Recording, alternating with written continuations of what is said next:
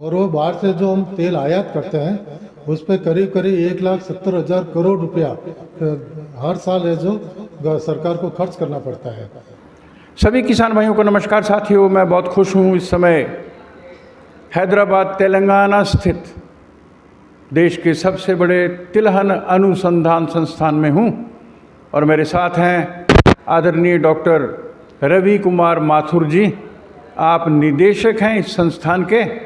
तो आइए देखते हैं कि सूरजमुखी है या तिल है या अलसी है, अरंडी कैस्टर ऑयल है या कैस्टर सीड है, कौन कौन से बीज यहाँ से किसान ले पाएंगे और कितनी ज़्यादा उनकी पैदावारी है। तो आइए करते हैं चर्चा। डॉक्टर साहब, मैं अपनी ओर से और किसानों की ओर से आपका बहुत बहुत स्वागत करता हूँ। बहुत बहुत धन्यवाद जी। आपको। आप बताइए संस्थान के मुख्य मैंडेट्स क्या हैं और कौन कौन सी किस्में किसानों के लिए हैं। किसान भाइयों को प्रणाम जी हमारा संस्थान हैदराबाद में स्थित है। जी हम लोग हमारे मैंडेट में 6 क्रॉप्स रहती है जी जिसमें सूरजमुखी, कुसुम, अरंडी, तिल, नाइजर और लिनसीड की फसलें रहती है जी। और इन 6 क्रॉप पे जो हम लोग है जो काफ़ी है जो रिसर्च और रिसर्च किया है जी और हमने जो काफ़ी टेक्नोलॉजी उसमें निकाली है, नई नई वेराइटी निकाली है जी। इसके साथ साथ हमारे अंडर में 56 सेंटर्स है पूरे भारत में जहाँ पर हम है जो लोकेशन स्पेसिफिक रिसर्च करते हैं। ओके। और वहाँ की है जो अलग अलग लोकेशन के लिए अलग अलग एग्रो इकोसिस्टम के लिए नई नई वेराइटी निकालना, नए नए जो एग्रो टेक्निक्स निकालना भी हमारे अंडर में आता है। जी। तो सर बताइए किसानों को ये किस्में कौन सी हैं, इनकी पैदावार कितनी है और कितनी ड्यूरेशन है और कब लग सकती है। अब जैसा कि किसान भाई आप जानते हैं कि भारत में खाद्य तेल की बहुत कमी है और जहाँ तक आप अगर देखते हैं भारत नेशनल लेवल पे तो करीब हम लोग 1/3 जो है प्रोडक्शन कर पाते हैं और 2/3 जो हमें बाहर से इंपोर्ट करना पड़ता है। और वो बाहर से जो हम तेल आयात करते हैं उस पर करीब करीब 1,70,000 करोड़ रुपया हर साल है जो सरकार को खर्च करना पड़ता है। तो इसीलिए जो इस संस्थान का है जो एक काफ़ी अच्छा है जो मैंडेट दिया गया है जिसमें हम लोग ये चाहते हैं कि हम कैसे आत्मनिर्भर बढ़ सकें। तो उसी के ऊपर है जो हमारा संस्थान काम कर रहा है और उसी के अंदर रिसर्च करते हुए जैसा कि आप देख रहे हैं ये है जो कैस्टर का है जो कैस्टर जिसको कि अरंडी कहते हैं हिंदी में, उसका है जो पौधा है और इसके ऊपर हमने काफ़ी अच्छा रिसर्च किया हुआ है। ये दो तरह से खेती कर सकते हैं। एक वर्षा आधारित खेती होती है और दूसरा वर्षा के बाद वाला जो सीजन है उसमें आप है जो उसको है जो सिंचाई के साथ में जो खेती कर सकते हैं। तो इस फसल का जो तेल है वो उसका काफ़ी जो इंडस्ट्रियल यूज है और इसमें काफ़ी एक्सपोर्ट वैल्यू है। और इसके जो आप है जो देखिए कि गुजरात के अंदर जो है वो पूरा इरीगेटेड होता है और जो आंध्र तेलंगाना एरिया है यहाँ पे ये जो रेनफेड कल्टीवेशन होता है। इसके अंदर हमने जो करीब काफ़ी अच्छी वैरायटीज़ है जो निकाली है। और इसके अंदर आप अभी लेटेस्ट देखिए ICH 6 ये अभी इसी साल 2023 में निकाली है और इसका आपका देख लीजिए 100 से 120। आप देख लें, डॉक्टर साहब ने बोला है ICH 6 नंबर ये 2023 में निकली है और ये 100 से 110 दिन में फसल तैयार हो जाएगी और ऑयल कंटेंट जो है ये 47 से 49% है। तो आप विविधीकरण के चलते अगर कैस्टर ऑयल की खेती, अरंडी के तेल की खेती में आना चाहते हैं तो आप इस संस्थान से संपर्क कर सकते हैं। जी सर।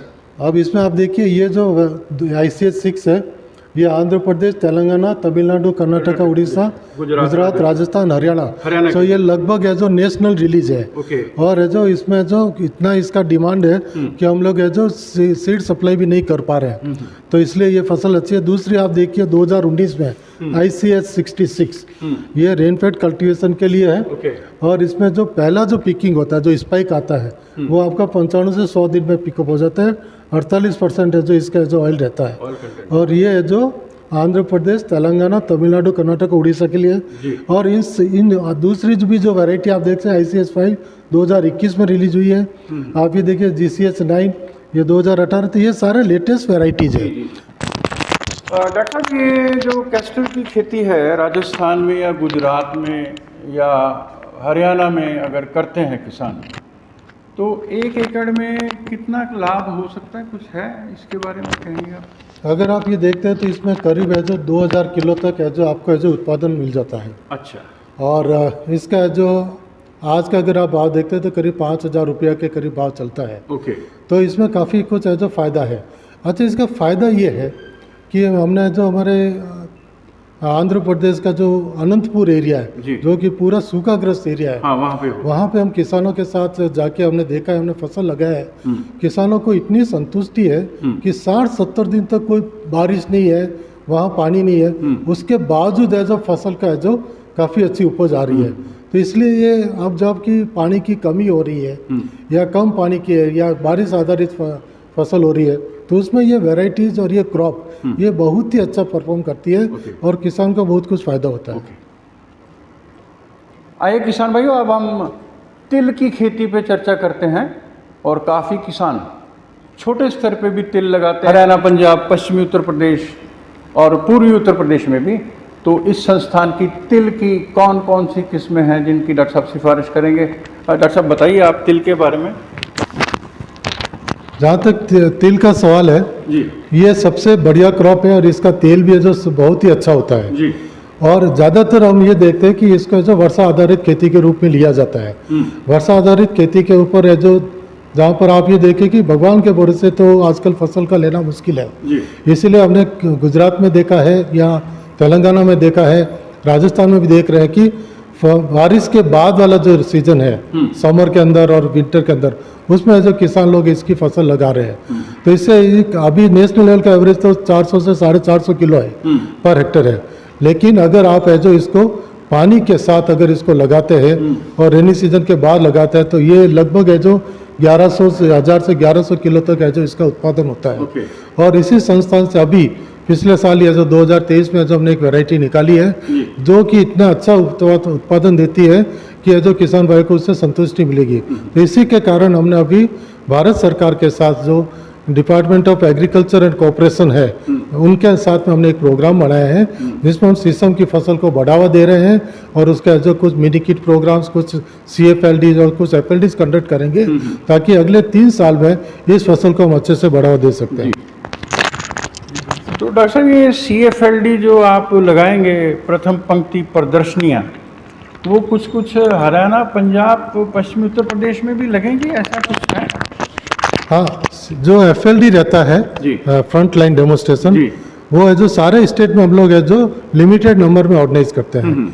लेकिन जब CFLD की बात आती है क्लस्टर अप्रोच पे, तो वो है जो हम जो KV के लेवल पे है जो हर है जो स्टेट के अंदर है जो ऑर्गेनाइज करते हैं। CFLD जो है वो ज़्यादा नंबर में कर पाते हैं, FLD इंस्टीट्यूट करता है, हम लोग कम नंबर पे कर पाते हैं। तो इस टाइप से हमारा पर्पज ये रहता है। किसान भाइयों, आप अगले सीजन में जब तिल लगाना हो तो आप अपने निकटतम कृषि विज्ञान केंद्र से जरूर संपर्क करेंगे।